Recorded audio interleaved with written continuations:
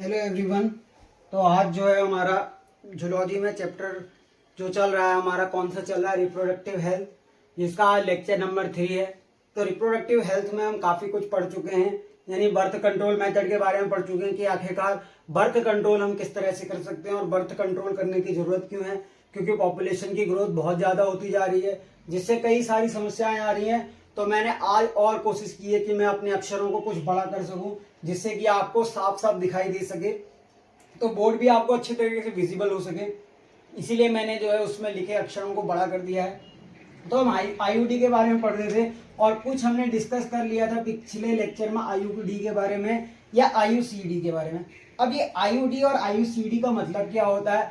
IUD का मतलब होता है इंट्रा यूटेराइन डिवाइसेस और आईयूसीडी का मतलब क्या होता है? Intra uterine contraceptive devices. यानी ये यूट्रस में इंसर्ट करने वाली चीज है जिसको आईयूडी कहते हैं। तो देख लो, दीज आर इंसर्टेड, मतलब इसको लगाया जाता है inside the uterus of female reproductive tract with the help of. अब ये किसकी हेल्प से हो सकता है? नर्स की हेल्प से हो सकता है या डॉक्टर की हेल्प से हो सकता है या मेडिकल प्रैक्टिशनर। ऐसा नहीं कि आप आईयूडी को खुद ही इस्तेमाल कर लें। आईयूडी का इस्तेमाल करने से पहले आपको जो है एक अच्छे नर्स से मिलना होगा या डॉक्टर से मिलना होगा या मेडिकल प्रैक्टिशनर से मिलना होगा। ठीक है। डिवाइसेस जो बनती है वो किसकी होती है? So devices are made up of plastic, यानी ये प्लास्टिक से भी बन सकती है और मेटल से भी बन सकती है, इसीलिए लिखा है प्लास्टिक और metal both. Come in various shape. अगर आपसे पूछा जाए आईयूडी का शेप क्या होता है, तो अगर वैसे तो ये टी शेप में ज्यादा मिलती है, तो ये टी शेप में होती है, तो ये मतलब कॉमनली आईयूडी ये वाली दिखती है आपको। तो इसीलिए क्या बोल रहा है, ये वेरियस शेप में आती है, टी शेप में आ सकती है, लूप्स की फॉर्म में आ सकती है, स्पाइरल्स की फॉर्म में आ सकती है और रिंग्स की फॉर्म में आ सकती है।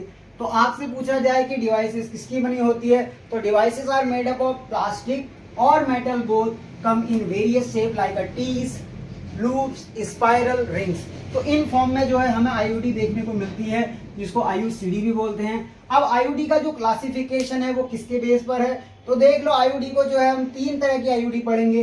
पहला तो हम पढ़ेंगे इनर्ट आईयूडी, दूसरा हम पढ़ेंगे कॉपर टी, तीसरा हम पढ़ेंगे हार्मोनल आईयूडी। देखो, पहला है इनर्ट आईयूडी, इसके बारे में मैंने नीचे लिखा हुआ है। तो इनर्ट आईयूडी का जो एग्जांपल है वो लिपेज लूप है, यानी लिपेज लूप अगर आपसे पूछा जाए तो वो कौन सी आईयूडी है? सर, इनर्ट आईयूडी है। अब इसके बारे में जान लेते हैं कि इनर्ट आईयूडी क्या होती है। तो सबसे पहला ये नॉन मेडिकेटेड आईयूडी है, पहला पॉइंट हो गया। दूसरा है नो केमिकल रिलीज, यानी ये नॉन मेडिकेटेड आईयूडी है और कोई भी प्रकार का केमिकल रिलीज नहीं करती है। इसका और क्या यूज है, तो गैमेटोटॉक्सिक इफेक्ट होता है, यानी ये गैमीट को मारने का काम करती है, गैमेटोटॉक्सिक इफेक्ट है। It is endometrium becomes spermicidal, जिससे जो है हमारी एंडोमेट्रियम क्या होती है, फीमेल रिप्रोडक्टिव ट्रैक्ट में जो एंडोमेट्रियम होती है जहां पे इम्प्लांटेशन होता है, वो क्या करती है कि एंडोमेट्रियम क्या करती है, बिकम्स स्पर्मिसाइडल, यानी वो स्पर्म को किल करने का काम करती है और स्पर्म को मारने का काम करती है। It is endometrium cause phagocytosis of sperms, यानी वो फैगोसाइटोसिस करने लग जाती है, यानी स्पर्म को मारना शुरू कर देती है, स्पर्म को किल करना शुरू कर देती है। इसीलिए एंडोमेट्रियम कैसे हो जाती है, फैगोसाइटोसिस करना शुरू करती है। इसी से क्या होता है, स्पर्म कैन नॉट असेंड, यानी ऊपर की तरफ नहीं जा पाते, एंड रीच फैलोपियन ट्यूब, यानी वो फैलोपियन ट्यूब में नहीं पहुंच पाते। तो inert IUD makes uterus unsuitable for implantation.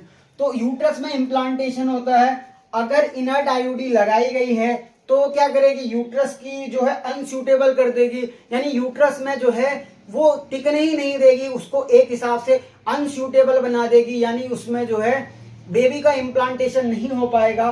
तो इसीलिए जो है इनर्ट आईयूडी का यूज करते हैं। तो आपको समझ में आ गया होगा इनर्ट आईयूडी, जिसका एग्जांपल है lipase loop. Non medicated IUD होती है, नो केमिकल रिलीज करती है, गैमेटोटॉक्सिक इफेक्ट होता है, एंडोमेट्रियम क्या होती है, स्पर्मिसाइडल हो जाती है, यानी स्पर्म को मारने का काम करती है, यानी फैगोसाइटोसिस करती है। Sperm can not ascend and not reach the fallopian tube, यानी स्पर्म जो है आईयूडी पड़ा, फैगोसाइटोसिस करती है जिससे स्पर्म जो है फैलोपियन ट्यूब तक नहीं पहुंच पाते। इनर्ट आईयूडी जो है makes uterus unsuitable for implantation. तो आप इस स्लाइड को नोट करो और हम अब कॉपर टी के बारे में पढ़ते हैं और फिर हम पढ़ेंगे हार्मोनल आईडी के बारे में। तब तक आप जो है इनर्ट आईयूडी या लिपेज लूप को जो है नोट करो। तो आईयूडी में जो सेकेंड पार्ट है या सेकेंड आईयूडी होती है वो क्या होती है, कॉपर टी होती है। अब कॉपर टी के बारे में पढ़ लेते हैं। जो कॉपर टी होती है, this IUD release copper ion. मतलब कॉपर टी में क्या होता है, ये जो आईयूडी होती है ना, ये रिलीज करती है कॉपर आयंस को, यानी कॉपर आयन को सिक्रीट करने का काम करती है एट द रेट ऑफ, यानी इसका रेट कितना है तो 50 माइक्रोग्राम पर डे, यानी हर दिन ये जो है 50 माइक्रोग्राम तक जो है कॉपर आयन को रिलीज करेगी। अब जो ये कॉपर आयन होता है ये करता क्या है, तो कॉपर आयन इंड्यूस कर देता है। इंड्यूस मतलब उसमें पैदा करता है क्या, रिलीज ऑफ साइटोकाइन, यानी वो साइटोकाइन को रिलीज करने का काम करता है फ्रॉम यूट्रस। अगर साइटोकाइन रिलीज होंगे तो ये इनहिबिट कर देंगे द मोटेलिटी ऑफ स्पर्म्स, यानी स्पर्म्स की मोटेलिटी कम होने लगेगी, यानी वो मोटाइल नहीं रह पाएंगे, यानी उनका चलना फिरने की मोबिलिटी या एबिलिटी को खत्म कर देगा। तो आयंस को रिलीज करेगा, कौन से आयन, जिसको बोलते हैं कॉपर आयंस। कितनी रेट से करेगा sir, 50 microgram per day. Copper ion क्या करते हैं, ये इंड्यूस कर देते हैं, रिलीज करते हैं साइटोकाइन फ्रॉम यूट्रस, यानी यूट्रस जो है साइटोकाइन को बनाने का लगता है, इनहिबिट करता है मोटिलिटी ऑफ स्पर्म। देखो कोई स्पर्म अगर फैलोपियन ट्यूब में जा रहा है तो ये उसकी क्या होगी, टेल होगी, और ये वाला क्या होगा, हेड होगा। अगर स्पर्म ऐसा नहीं कि एक ही स्पर्म जाएगा, बहुत सारे स्पर्म इसके पीछे पीछे आ रहे होंगे, यानी ये क्या कर रहे होंगे, फीमेल रिप्रोडक्टिव ट्रैक्ट की ओर आगे बढ़ रहे होंगे। अब साथ में क्या करता है कि जो जब ये क्या कहते हैं आगे बढ़ते हैं फैलोपियन ट्यूब में, तो इनका फैगोसाइटोसिस भी होता है। तो फैगोसाइटोसिस तो चल रहा होता है, तभी मिलियंस ऑफ स्पर्म रिलीज होते हैं एक बार के इजैकुलेशन में। तो मिलियंस ऑफ स्पर्म जब यहाँ जा रहे हैं तो इनकी स्पीड आपस में कम हो गई, यानी इन्होंने साइटोकाइन रिलीज करे और इसकी स्पीड को कम कर दिया। तो स्पीड कम होने से क्या हुआ कि अब इनकी मोटिलिटी कम हो रही है, फैगोसाइटोसिस चल रहा था तो दनादन लगातार फैगोसाइटोसिस होगा, तो क्या होगा, स्पर्म लूज कर देंगे, यानी उनके अंदर ये क्षमता खत्म हो जाएगी, capacity to fertilise the female gamete, जिसको ओवम कहते हैं। तो आपको समझ में आया होगा कि कॉपर टी क्या होती है। कॉपर टी भी एक आईयूडी होती है, इनर्ट आईयूडी होती है। इसको भी जो है मेडिकल प्रैक्टिशनर, डॉक्टर या नर्स की सहायता से लगाया जाता है या इंसर्ट किया जाता है। ये आयंस को रिलीज करती है, कौन से आयन, जिसको कॉपर आयन कहते हैं, यानी 50 माइक्रोग्राम पर डे रिलीज करती है। और ये कॉपर आयन क्या इंड्यूस करते हैं, ये इंड्यूस करते हैं साइटोकाइन बनवाते हैं यूट्रस से, वो इनहिबिट कर देती है motility of the sperm, so the sperm lose the capacity to fertilise the female gamete, जिसको ओवम कहते हैं। आइए अब इसके एग्जाम्पल के बारे में समझ लेते हैं कि कॉपर टी के एग्जाम्पल क्या हैं। तो एक इसका एग्जाम्पल है कॉपर 7, दूसरा है कॉपर टी 200, और जो इसका एग्जाम्पल है वो मल्टी लोड कॉपर टी 250, और सबसे इंपॉर्टेंट एग्जाम्पल जो नीट में भी पूछा जाता है, क्या पूछते हैं, मल्टी लोड 375। तो अगर आपसे पूछा जाए multi load 375 is an example of, तो आईयूडी लगाएंगे, उसमें भी ये कौन से आयन सिक्रीट करते हैं, कॉपर आयन सिक्रीट करते हैं। कॉपर आयन क्या करते हैं, साइटोकाइन बनाते हैं यूट्रस से। जो साइटोकाइन होते हैं वो उसकी मोटेलिटी ऑफ स्पर्म को कम कर देते हैं, स्पर्म लूज कर देता है अपनी कैपेसिटी को to fertilise the female gamete, इसीलिए जो है कॉपर टी का यूज होता है।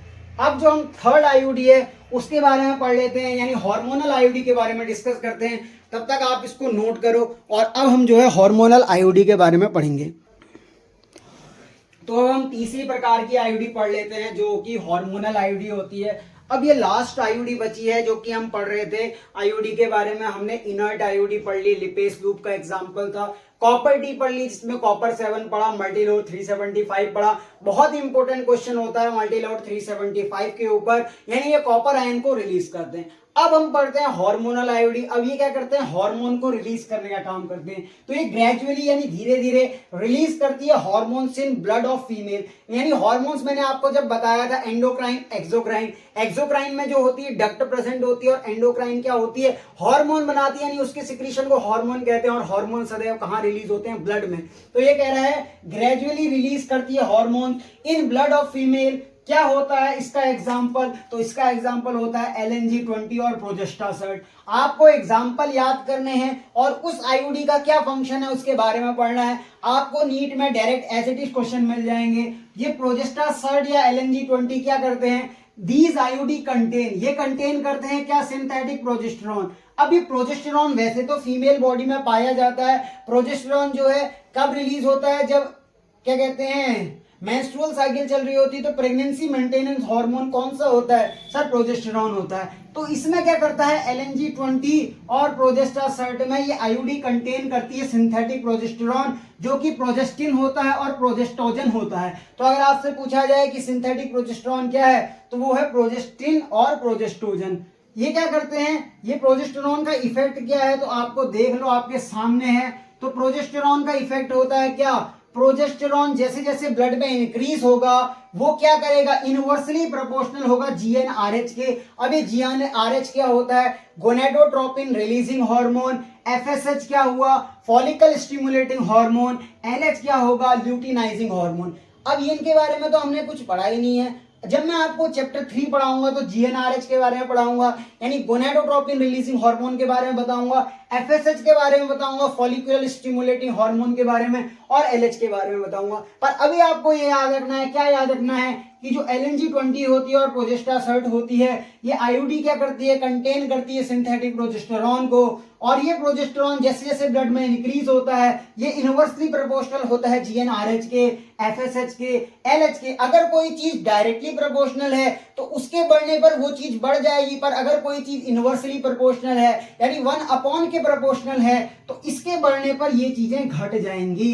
अगर प्रोजेस्टेरॉन बढ़ेगा तो GnRH घटेगा, FSH भी घटेगा, LH भी घटेगा, इसलिए GnRH में कमी आएगी, FSH में कमी आएगी और LH में कमी आएगी।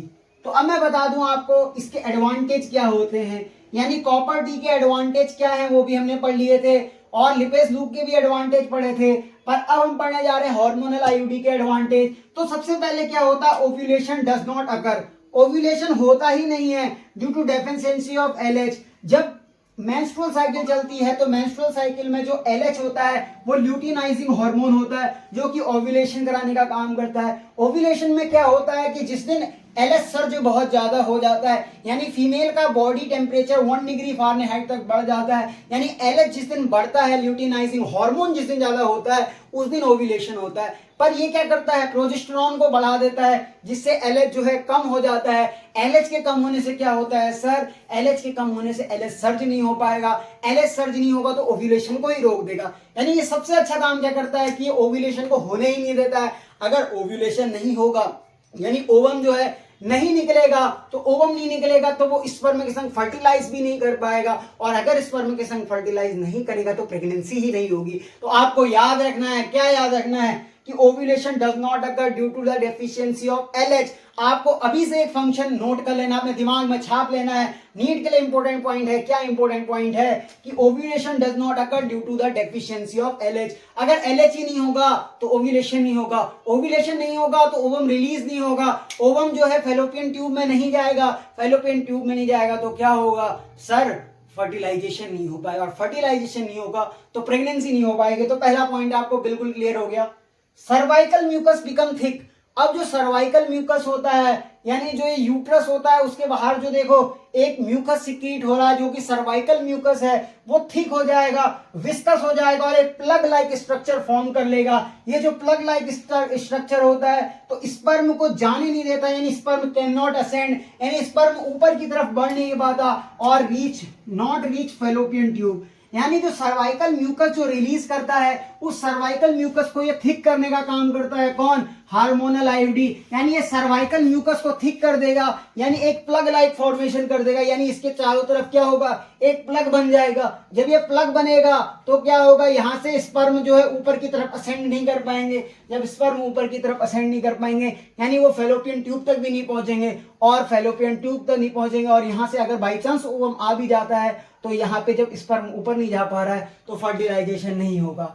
तो ये जो सर्वाइकल म्यूकस होता है वो केमिकली क्या होता है, लेवेनोजेस्ट्रल होता है और डेसोजेस्ट्रल होता है। ये आपसे नीट में नहीं पूछेगा, पर आप जो है अपनी दिमाग के लिए याद रख सकते हैं कि ये जो सर्वाइकल म्यूकस केमिकली कैसा होता है, लेवेनोजेस्ट्रल और डेसोजेस्ट्रल होता है। तो ये आप याद ना भी रखें तो चलेगा, पर आपको जो है एडवांटेज में क्या याद रखना है, ओव्यूलेशन नहीं होता due to the deficiency of LH, और क्या होता है, सर्वाइकल म्यूकस थिक हो जाता है। जब सर्वाइकल म्यूकस थिक हो जाता है तो वो विस्कस होता है और एक प्लग लाइक स्ट्रक्चर बनाता है। जो प्लग लाइक स्ट्रक्चर होता है वो स्पर्म को कैन नॉट असेंड करता है, यानी ऊपर की तरफ नहीं जाने देता फैलोपियन ट्यूब पे। तो ये क्या करता है, प्रेगनेंसी को रोकने का काम करता है। थर्ड पॉइंट क्या होता है, ये एंडोमेट्रियम को इनसूटेबल बना देता है, ये अनसूटेबल बना देता है इम्प्लांटेशन के लिए। यूट्रस की वॉल जब आप पढ़ोगे तो उसमें एंडोमेट्रियम और भी 3 लेयर होती है, उन सबके बारे में पढ़ोगे। तो एंडोमेट्रियम क्या होता है, इम्प्लांटेशन के लिए होती है, जहां पे एम्ब्रियो जो है इम्प्लांट होता है। अगर ये उसकी एंडोमेट्रियम को जो है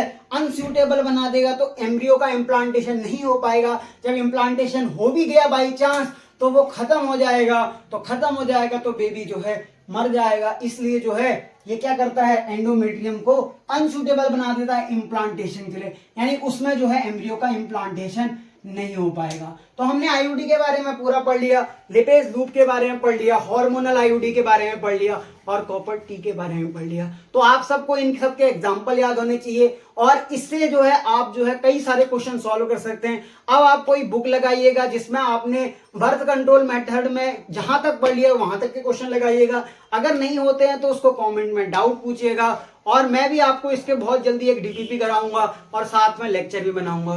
तो बीच में एक बार लाइट भागी थी तो उसके लिए मुझे खेद है, अगर देखूंगा कम समय के लिए होगी तो मतलब कोई बात नहीं तो एडिट करना पड़ेगा। तब तक आप इसको नोट करेगा और रिवाइज करिएगा। Thank you, bye bye, all the very best.